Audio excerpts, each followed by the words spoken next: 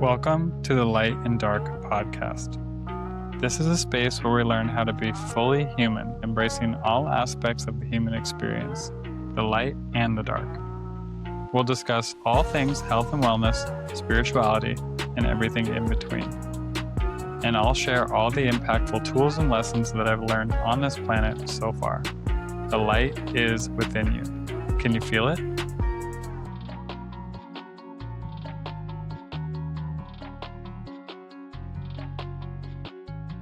Hello. Welcome back to another episode of the Light and Dark podcast. My name is Sam, and today is a special day because I'm recording this in video. So as you may be able to see, my face is here. You can see everything loud and clear. It's been something that I've been working on for a while, finding the right platform to use to be able to offer this in a video format. So it's kind of exciting, new things on the horizon. And for now, it may be just that these solo episodes with me will be in video form until I can bring all of the correct equipment and space to offer some in-person video interviews, although I will be always including some video podcast episodes that are not in person. So where we get to do remote, I get to speak to people that are all around the world and I'll interview them face to face, so to speak. So yeah, kind of fun. And then another announcement is that I just want to say thank you for everyone who joined my online class last weekend. It was great. It was a really big hit. It was fun to be able to, again, serve people that are maybe in a different place, a different time zone. And then for my local people as well, who really came to support, it was really awesome hopefully for you to experience what it means to be in your space in this comfortable area where you really get to cultivate that safety in your body, but also in your home, and experience the fascial maneuvers in a way where you might not be able to get that freedom in an in-person workshop or class. So that was really, really fun. And then I will be teaching an in-person class here in Santa Cruz this Sunday. It'll be a full body stress reduction, and it's a 90-minute class or workshop where we get to dive into the fascial maneuvers. And then at the end, I'll play a little bit of gong for about 15-20 minutes to really help us integrate. The local space that I use or work with has a number of gongs, I would say at least 4 or 5, and I'll get to play a little bit of all of them to really, really help this nourishing of the cells. Once our body is open, we'll have some visualization to kick things off, and then we'll really take everything in this physical vessel that is now opened and ready to receive, and then we'll kind of recalibrate as we bathe in the sound. So it's a really fun experience in the workshop form. And yeah, I'll continue to do more of these. I'll have at least once a month, and I'll put all the details in for the workshop on Sunday. It'll be at Breath and Oneness here in Santa Cruz, California. So if you're local, come check it out. And yeah, I'll continue to do more of these in-person and online workshops. And I would love for you to be able to join. It's really, really powerful when we get to come together.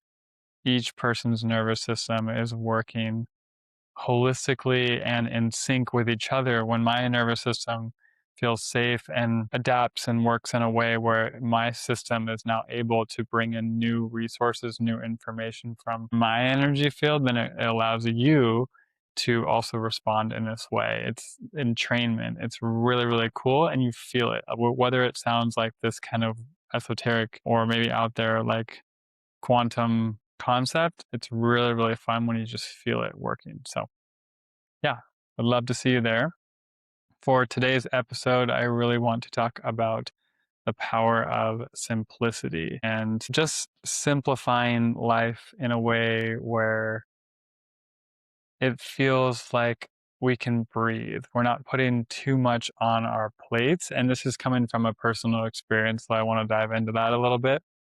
But I felt like in my life, I maybe had a little bit of space and room to breathe, right? I had all these open days in my schedule, open time, and I was trying to fill it, and I wanted to learn, and I get excited about things and like all these different people and teachers and practices and things that I can fill my time with and come in where it's like, oh, this is going to help me. This is going to help me. This is going to help me. Right. And this is why I have this podcast, is to be able to be one of those people, right? To offer you those tools and those tips of something that is going to add value to your life.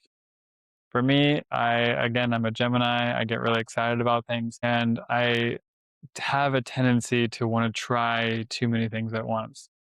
Or maybe not too many, but try multiple things at once. And sometimes it pans out and sometimes it doesn't. And so, what I want to just gently brush over and kind of at the same time dive into is the power of simplicity when we can take one or two or three things and focus our energy completely on those, and then watch the ripple effects that it has on our life, on our body over the course of a certain period of time.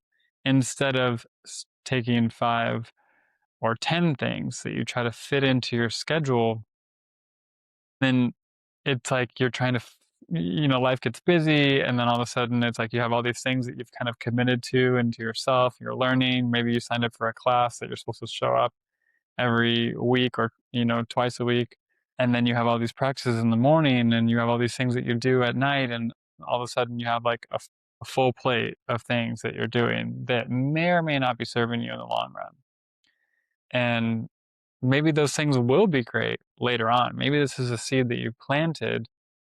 Again, I'm just going to speak from my own experience. It was like I just started to notice that at one point, maybe it was during, New Year's, like everybody else, or a little bit before, it was like this period of winter when things felt a little bit slow. And when things feel slow, it gets a little, I would say, uncomfortable in some aspects, right? Because we're not doing all the things that we think that we should be doing to grow. And instead of taking some time to reflect, it's like we've loaded ourselves with things that we can do to help us in the long run. In my experience, it was like, okay, so I had committed to a new practice for, going into this year of 2026 that added like an 11 to 22-minute practice, like this Kundalini thing that I was doing. I was going to do it every day, and I did do it every day for 40 days. And then there was another practice that I had already had before that. So then I was doing, now we probably are around 30 minutes of meditation or of active practice in the morning, not including the fascia maneuvers that I was doing. I mean, I won't go a day without at least doing the stress reset. I won't go a day without at least doing 15 to 20 minutes of my fascial maneuvers, because it's really, really important for me in my body, and also to know that this is something that is ingrained into me. It's something I can teach without effort. And I know that it benefits me because I feel it every single day. And now I can tell you about why. So it's kind of it's a non negotiable for me. And then I've been going out in the morning where I just go on all the, like, I call them walks with God, right? I just go in the morning. It gets me a little bit of nature time. It gets some fresh air. And then I get to speak what's on my mind and have my time to just invite this energy that's bigger than me. Maybe it's prayers, or maybe it's some worries, or it's all the things. And so I've really been making that a practice to do every day. And all this to say, it was like I had a pretty loaded morning before I was going to do anything. And then I signed up to take a Tai Chi course, which was a 3-month endeavor. It was like twice a week for 3 months. And over the course of those 3 months, you learn and a little bit each time, each class, and then you build upon it. And then you're learning this whole new practice.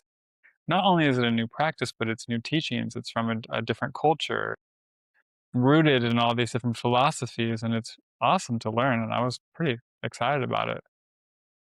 But I had a few reasons of why I wanted to do it. And it turned out to be a little bit different than I expected. And then it was like one of the days I was going, and it was after a full work day, and it was like the one day of work or one day a week that I actually work about an 8-hour day. And as soon as I was clocking out for that day, and then I have to jump to the class, and there's no time for integration of anything that had happened that day.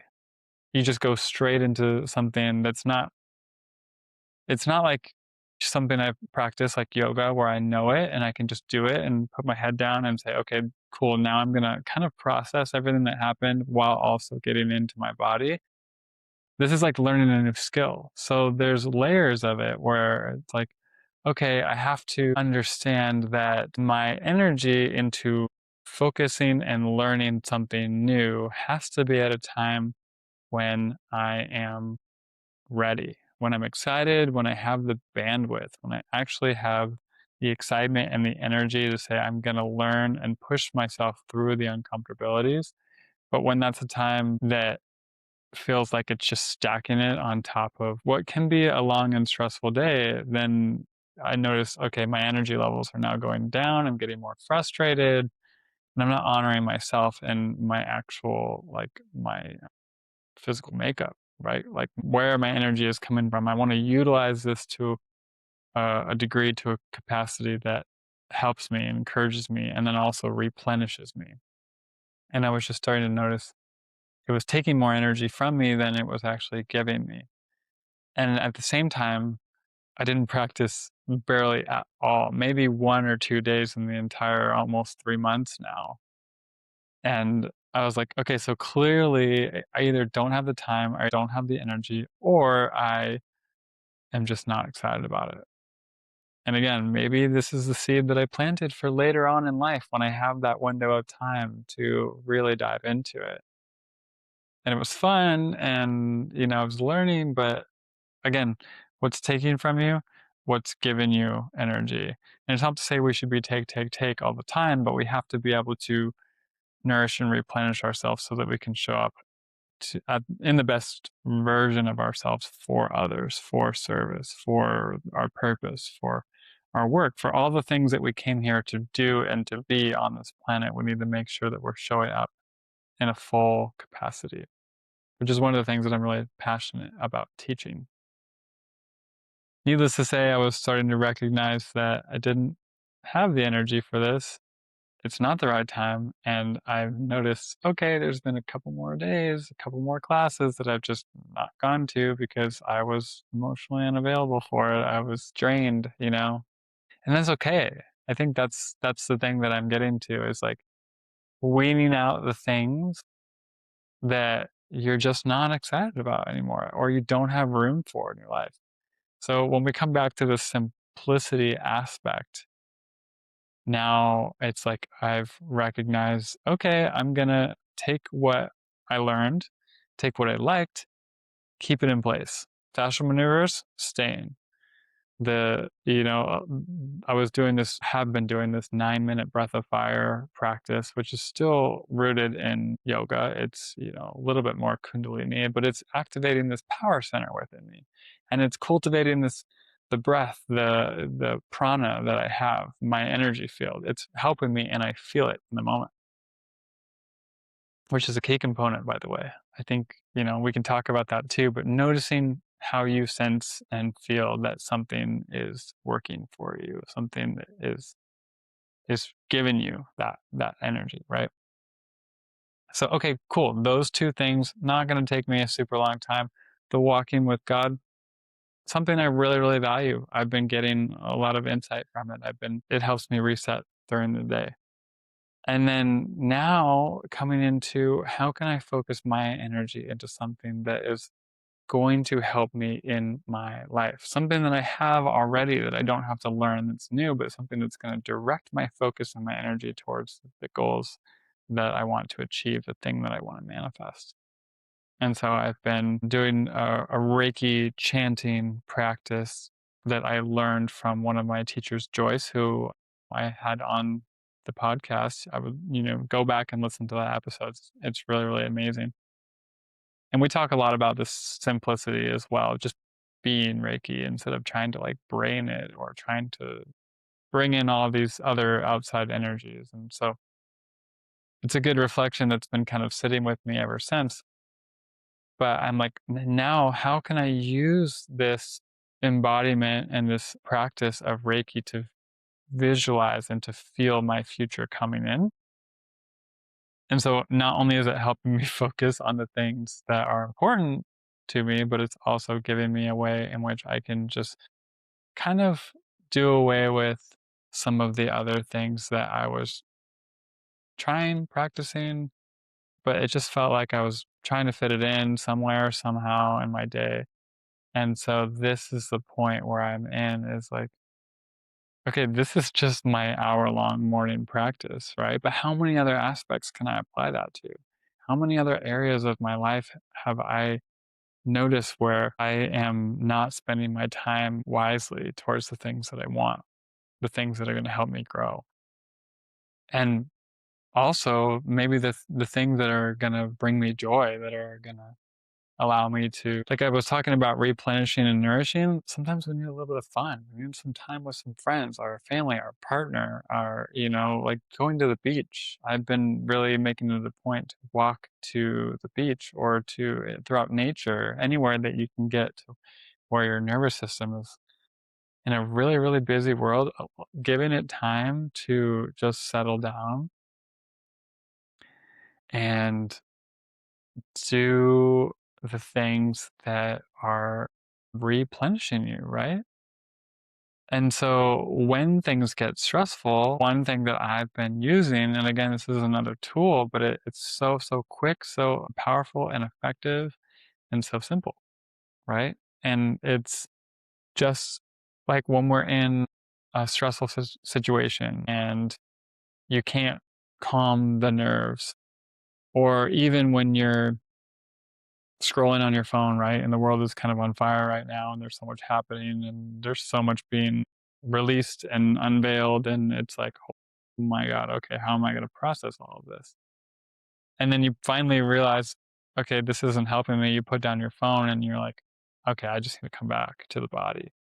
One thing that I've been doing is called neurogenic tremoring, and it's literally just you shaking your body as much as you can, your head, your arms, your legs, shoulders, your torso, the whole thing, shaking as much as you can for at least 1 minute and really just getting it all out.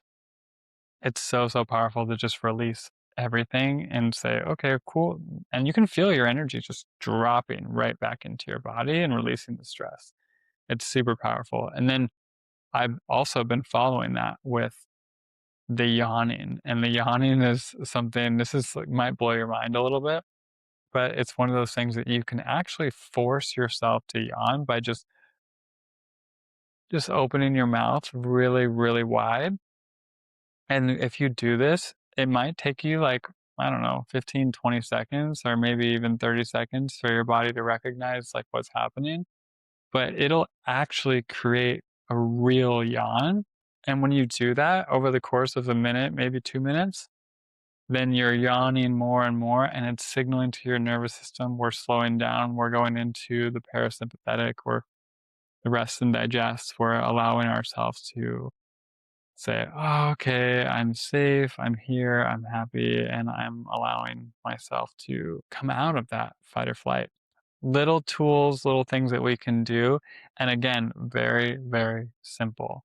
So when you're feeling overstimulated, or as an example, I think I maybe had mentioned that I went on this crazy trip down into these hot springs in Death Valley, and it just ended up being way more, for lack of a better word, treacherous than we thought it would be to get down to these springs, because it was like the one cold, rainy, but then we found out snowy week of the winter. It was like the only time that California got this huge snow or huge storm. And we didn't realize that, Death Valley doesn't get any of that, but to get into it, you have to pass through it. And so, long story short, we had rented a 4x4 Jeep, and we were getting closer and closer to the mountains that we were kind of coming up into to then drive all the way down into the valley. And we didn't get there until the sun was going down. For a long story short, we were driving through like, okay, 3 inches of snow, 4 inches, five, a foot, 2 feet of snow, of like these crazy switchbacks, these mountain roads going up and down, not paved at all. And there was like, we thought we were gonna die. Like we were like, are we gonna get stuck out here in the middle of the night with like, we didn't have chains, we didn't have anything, there's no cell service. And so it was this whole thing where we're just like, oh my God. And I'm like praying the whole time saying, okay, we're gonna make it. I know that we're like, we're not meant to go today. And we eventually did. And once we came out of the snow, then we started coming down into this Death Valley, and it was gorgeous. It was like the afterglow of the sun, and we could see just kind of brief shimmers of the whole valley that we were going into. But it took us, another what, hour and a half after we made it past that just to get to our destination to set up our camp. And I got out and I just started like shaking. Like I just did my neurogenic tremoring, and it was like, okay, it's time to release all that like pent up stress, when you're going like this and you're like completely contracting and you're like, I don't know, I'm going to make it off this roller coaster ride. Like this is what happens. And this is why I'm so passionate about the fascial maneuvers, is because this is what happens all the time in your life. Whether your boss is like kind of not very happy with you, or a thing that you messed up on, or a thing when you were a kid, or a car accident that you had. Like any of these times you're tensing up, and all of that stress and tension it stays in your body until you're fully allowing yourself to release it. And so there's little things that we can do, and then there's a little bit more extensive things that we can do. But as I've gone on this journey of embodiment, this is what I've come to realize is we need to be able to take the time to really allow ourselves to let that melt away. Because if not, then we're going to be stuck in these patterns of emotions and beliefs that are just ingrained into us, and we're just living life this way. And then one wrong thing, or somebody says one wrong thing, and then all of a sudden we explode, or we like freeze and we don't know what to do. And I think we really need to be the most adaptable in this life, especially going forward into this future of the unknown, with all the conflict, with all the AI, with all the things that are changing so, so rapidly. We need to be able to be on our best behavior. I don't even like, it just came to me, but it's like, we need to be able to be our fullest selves. And that means being fully resourced and adaptable. So, yeah, this is kind of what I wanted to mention was, can you audit your life? Can you say, okay, this is working and this is not? And then simplify. Okay, cool. That maybe was good for now, or it was good for before, but as this new version of me comes online, I don't really need it anymore. Okay, great. Or I tried that, didn't work. Okay, cool. We're not doing that anymore. Or I've been doing these things that I thought were helping me all this time, and now they're not. I think I just said the same thing in 3 different ways, but you get the point. It's like, oh, and then I have this other thing that I really, really like, and I'm going to hold on to that because for the moment it's helping me, and then I'll do another audit in a couple weeks' time or whatever it is. Simplifying as much as we can. How can we get the most bang for our buck? How can we get the most goodness and richness out of one thing versus having 5 things? It's quality over quantity. Again, I can say it in all these different ways and all these different analogies, but I think you get the point. It's saying, how can we use our time to create more? And whether that's create more freedom, create more energy, create more love, create more abundance, whatever it is that you want in your life, more time with your loved ones. I think simplifying down and really putting everything through this filter and saying, these are the things that I want. These are the things that I am striving for. These are the things that I am, and then all the things that I'm not gotta go. So, you know, make it simple again. And then when it comes to the overstimulation piece or the traumatic response, let that go too, because there are very simple things that we can do to come back into this clear mind.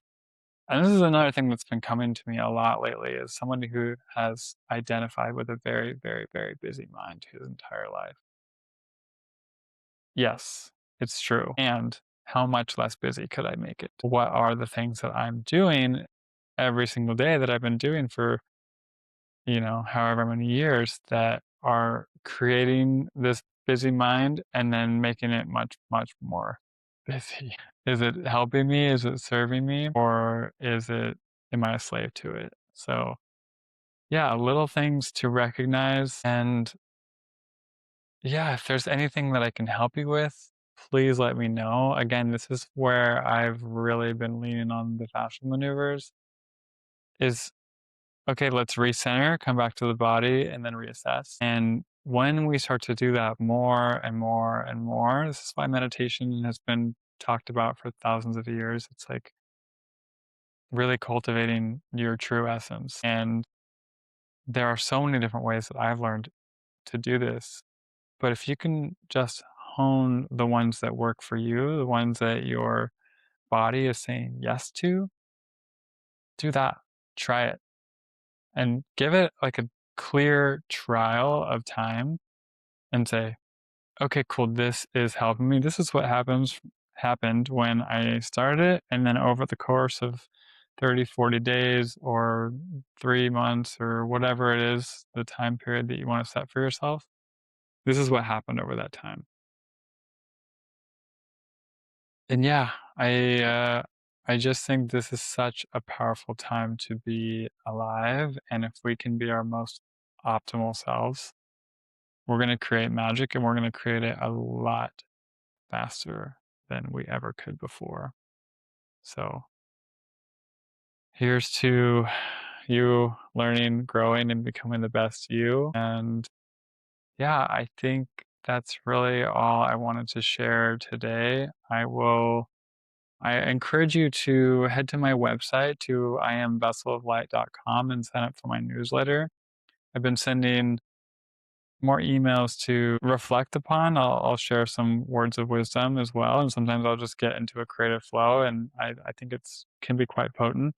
I just like to invite and inform of the things that I am doing and the ways in which you can work with me, collaborate with me, and yeah, it's a fun, fun space. So if you resonate with this, then please reach out, subscribe to the newsletter, look out for some more guests. I've been actively recruiting more people that I can interview, and so I'm super excited to have some of them on the show here soon.